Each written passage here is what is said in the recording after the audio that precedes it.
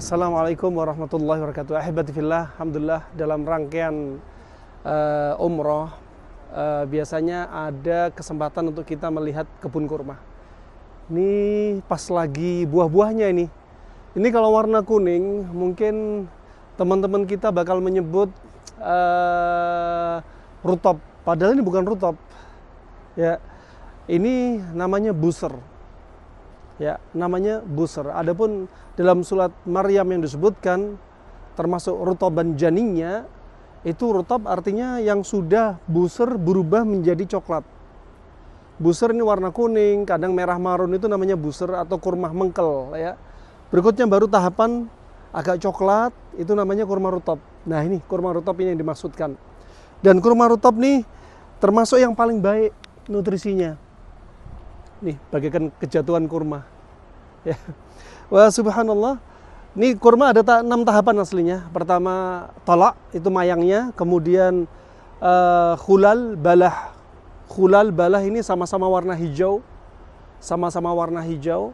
Kemudian ada buser, mulai kuning atau merah marun. Kemudian rutob, mulai agak kecoklatan. Kemudian tamer, baru kurma kering. Kita bisa memanfaatkan dari 6 tahapan ini menjadi apa? Menjadi obat bagi diri kita.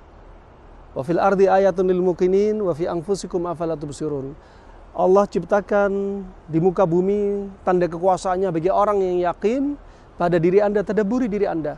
Sekarang kalau kita lihat kurma itu jadi resep promil beda-beda.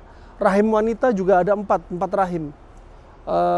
Panas, dingin, lembab, kering. Bagi rahim yang panas, bukan kurma tamer kering, bukan kurma rutob, bukan juga kurma yang kuning atau buser atau merah marun. Tapi resep promil untuk wanita yang rahimnya panas adalah mayangnya kurma atau khulal balah, kurma yang masih hijau kecil. Itu yang dikonsumsi. Bisa dengan cara dikeringkan dulu, ditumbuk, kemudian campur sama madu. Bisa dicampur dengan buah duriat, bisa dicampur dengan diantaranya fukhtoh, serbuk kurma ini. Berikutnya ada rahim yang rahim itu dingin. Kalau rahim dingin, nah yang cocok 3 kurma ini. Buser, kemudian kurma mengkel, kemudian rutob, kurma basah, kemudian kurma kering ini jadi obatnya. Jadi tergantung mizaj tubuh kita. Oleh karena itu di kurma ini Masya Allah ajaib juga, terutama untuk anak-anak Anda yang mungkin cacingan atau ada jamur di perutnya. Kalau diperiksa di laboratorium mungkin ada macam jamur, ya, ada macam cacing. Itu karena apa? Kelembapan di perut. Kalau tahu lembab, tinggal kasih panasnya. Terutama kata Ibnu Qayyim, ya, akil tamr ala riq li ashabid didan.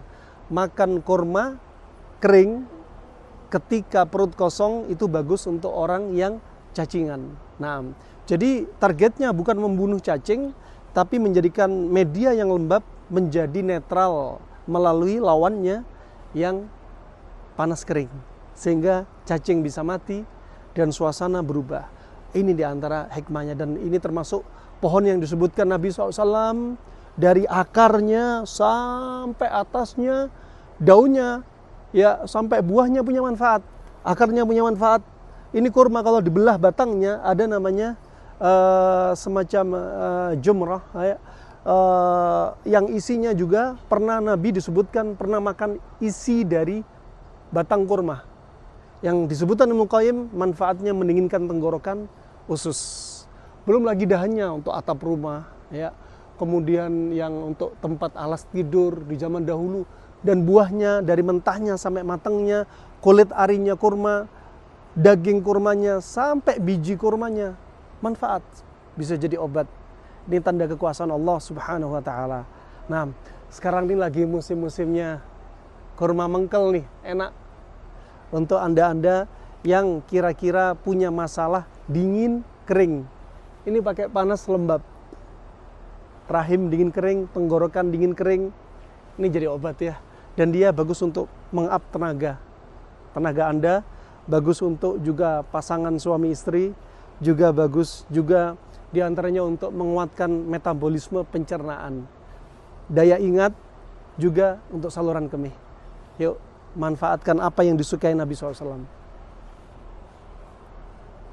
وهزي إليك بجذع النخلة تساقط عليك رطبا جنيا